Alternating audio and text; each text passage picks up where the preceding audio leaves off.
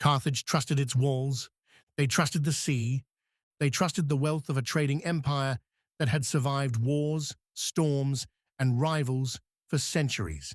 And for a long time, that trust seemed justified, because Carthage was not just a city, it was a fortress state built for endurance. It had massive stone walls, layered defenses, and a harbor system so engineered that it looked like a weapon. But in the middle of the 2nd century BC, Rome stopped thinking like a rival. Rome started thinking like an executioner. And once Rome made that decision, Carthage's walls were not a shield. They were a cage. The fall of Carthage was a massive military endeavor. It was the climax of a century-long rivalry, and it became one of the most complete destructions in ancient history. Not because Carthage was weak, but because Rome came anyway. Roman involvement with Carthage began as business, then friction, then fear. Carthage had been a Mediterranean superpower. Its ships were everywhere. Its merchants moved grain, silver, wine, timber, and luxury goods. Its colonies and allies stretched wide. And its generals had once fought Rome to the edge of collapse. For Rome, that memory never faded. Even after Carthage lost the Second Punic War and Hannibal vanished from Italy, the shadow remained. Carthage was still rich, still strategically placed, still connected to the sea. And to many Romans, that meant only one thing: it could rise again. For decades after Hannibal, Carthage tried to survive by compliance. It paid reparations, it kept quiet, it rebuilt commerce, and it avoided war. But the Mediterranean was not calm. Rome was expanding. Roman politicians were competing, and Roman fear was becoming a political tool.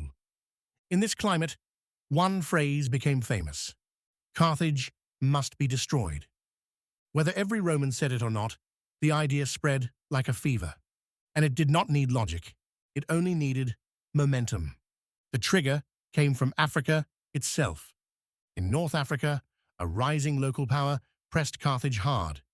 The Numidian king Massinissa, allied to Rome, encroached on Carthaginian lands.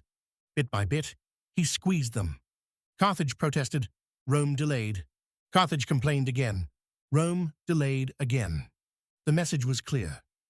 Carthage was allowed to exist, but not to resist. Eventually, Carthage snapped. It raised forces. It fought back. And in doing so, it violated the terms imposed by Rome. This gave Rome what it wanted: not a misunderstanding, not a border dispute, a legal excuse for annihilation. In 149 BC, Rome declared war. This was the beginning of the Third Punic War. Rome mobilized a major expedition. Legions, allied troops, and fleets crossed into Africa. The campaign was not framed as conquest. It was framed as security. But the real objective was simpler: end Carthage forever. When the Romans arrived, they offered demands that sounded like negotiation, but were actually a trap. First, they demanded hostages. Carthage gave them. Then, they demanded weapons. Carthage complied again. Thousands of arms were surrendered: armor, spears, swords, catapults, even the tools of naval warfare. Carthage disarmed itself under Roman eyes, trying to prove loyalty. Then came the final demand, the one that revealed the truth. Rome ordered Carthage to abandon the city, to move inland, to leave the coast, to leave the harbors, to leave the walls. In other words, to stop being Carthage. At that moment, the illusion shattered. Carthage understood there would be no mercy. So the city did the only thing left. It chose to fight. And here, the story shifts.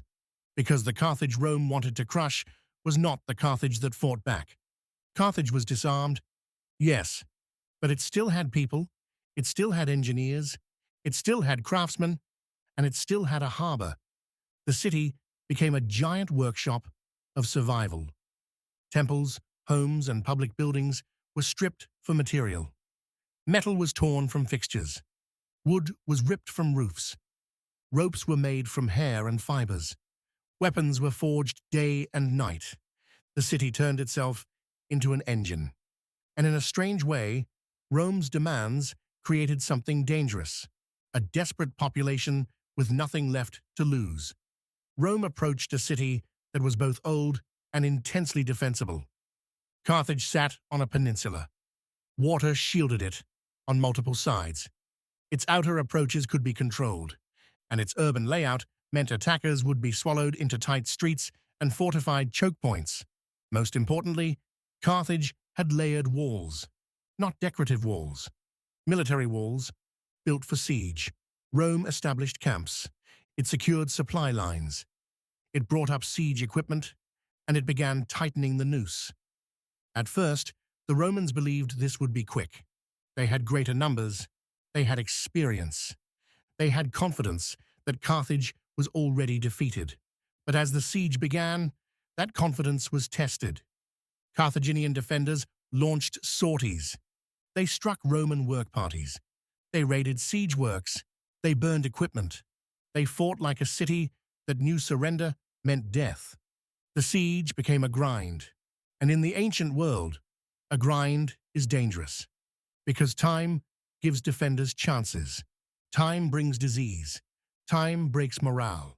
Time makes supply lines vulnerable. Rome could not afford to fail here. Not politically, not psychologically. Carthage still symbolized Rome's greatest fear. So Rome escalated. Roman forces began building siege lines. They moved to control the approaches by land, and they worked to dominate the harbor. The harbor was critical, because as long as Carthage could touch the sea, it could breathe. Supplies could slip in, people could escape, and hope could survive. So Rome did what Rome increasingly did best. It built, it engineered, it imposed structure. Roman works rose day by day. Forts, earthworks, trenches, palisades. The siege became a construction project, a war of labor. And this is where the Carthaginian response becomes almost unbelievable, because while Rome tried to choke the harbor, Carthage answered with invention. Inside the city, Carthaginians began building ships, not slowly, not as a long-term plan, as an emergency. The city had been forced to surrender its fleet, so it rebuilt one, in secret, using every scrap it could find. And then Carthage did something that shocked the Romans. It opened a new exit to the sea, a new channel, cut and cleared with desperate manpower, a sudden pathway that allowed ships to emerge where Rome did not expect them. For a moment, the sea belonged to Carthage again. New warships sailed out. Carthaginian crews attacked. They tested the Roman blockade. They fought like a city refusing to die quietly. But Rome adapted. Rome always adapted. The longer the war lasted, the more Rome treated it as a matter of prestige, a statement to the Mediterranean. If Rome could not finish Carthage, what did Roman power mean?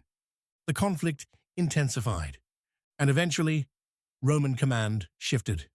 A new leader rose to the center of the campaign, Scipio Aemilianus, a man with a famous name, a disciplined temperament, and a reputation for ruthless competence. Scipio did not treat this like a normal siege. He treated it like a system. He reorganized Roman lines. He imposed stricter discipline. He enforced tighter control of supply and patrol. And he squeezed, methodically. Carthage was now trapped. Food shortages worsened. The population suffered. The defenders still fought, but the city was being hollowed out. And the Roman pressure kept increasing. The final phase came when Roman forces achieved breakthroughs, not everywhere, but in enough places.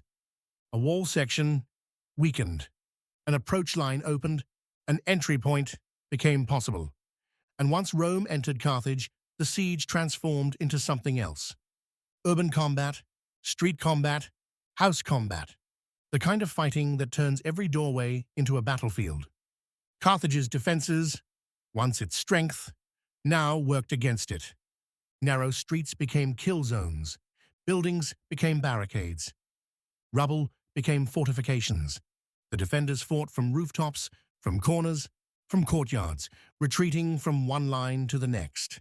just as Jerusalem would later force Rome to do battle inside a sacred city. Here, too, Rome faced a bitter truth. Taking a city is not the same as breaking it. So Rome broke it, step by step. The Romans advanced through districts. They cleared structures. They seized intersections. They pushed defenders back toward the inner heights. And the fighting concentrated into the final strongpoints. In ancient sources, this is described as a multi-day descent into collapse, a city being dismantled from the inside, not with a single dramatic breach, but with relentless pressure. The outcome was not in doubt, only the cost. Eventually, resistance failed. Carthage was overwhelmed. What followed was the verdict Rome had chosen from the beginning. The city was systematically destroyed. Some inhabitants were killed in the fighting, many were captured, large numbers were enslaved, and Carthage, as a political entity, ceased to exist. Rome did not simply win. Rome removed the possibility of Carthage returning. The land was claimed. A new Roman province was formed, and the ruins became a warning, not just to Africa, to everyone watching. This is why the title matters, because Carthage really did trust its walls. It trusted geography, it trusted engineering, it trusted wealth, it trusted the logic that rival states usually negotiate. But Rome did not come to negotiate. Rome came because it had decided that survival required finality. And once a superpower convinces itself that an enemy's existence is unacceptable, walls are not enough. Harbors are not enough. History is not enough. Carthage's destruction sent a message across the Mediterranean. If a city like Carthage could be erased, then nothing was safe. No walls were sacred, no treaty permanent, no power eternal. And there is one final detail that ancient writers emphasize, not because it changes the strategy, but because it captures the psychology.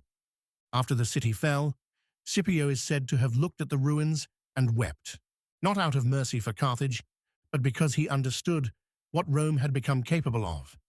He is said to have remembered the fate of other great cities, and to have imagined, someday, Rome itself.